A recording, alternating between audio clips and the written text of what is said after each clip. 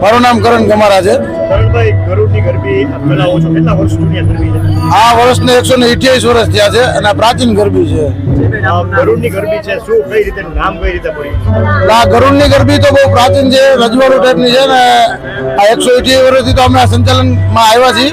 મારા કાકા અને બધે છે અને પેઢી દર પેઢી અમે હલાવી છીએ અને ઘણા સમયથી અમે સંચાલન કરી છીએ. અને આ ગરુડજી છે એ એક માન્યતા છે કે જે છોકરાઓ બેસી જાય ભાવ ને રાતે સપના આવે છે નથી આવતા. કેટલી બાળા હોય રાસ? આ 38 બાળા છે ને એ 38 બાળા 45 દિવસથી કન્ટિન્યુ 5 વાગે આવીને પ્રેક્ટિસ કરે છે.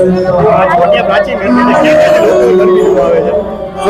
ક્યાં ક્યાંથી લોકો આ ગરબી જોવે? હવે આ લોકો તો બોમ્બે થી ઘણી જગ્યાએ આવે છે. અમે ઘણા એવા જોયા છે કે જે વડોદરા, સુરત બધી જગ્યાએથી જોવા આવે છે માણસો. લોકો પ્રાચીન તરફ અત્યારે ઓછા વળે છે, અર્વાચીન તરફ વધારે વળે છે, એ લોકો શું? હવે સનાતન આપણો ધર્મ પ્રાચીન કહેવાય તો એના માટે આપણે બહુ મહેનત કરી છે. પબ્લિક એક વાર જરૂર હોય કે જોવા આવે કે પ્રાચીન ગરબી તરફ પાછા વળો, એના માટે અમે મહેનત કરી છે. અમારે 100 લોકોની ટીમ છે અહીંયા. બધે કોઈ ડિસ્કો દાંડિયા જોવા નથી જતા, બધા આ જ પ્રાચીનમાં સેવા આપી. મારું નામ કારેન્દ્ર એન્જલ છે.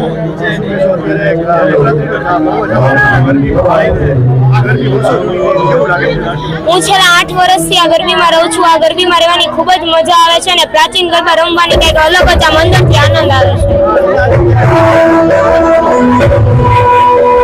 લોકો અત્યારે અર્વાચીન ગરબામાં વધારે ઇન્ટરેસ્ટ લઈ રહ્યા છે, પણ એ ખરેખર ખોટી વસ્તુ છે. પ્રાચીન ગરબામાં જેવી રમવાની મજા આવે છે તેવી અર્વાચીન ગરબામાં રમવાની મજા નથી આવતી.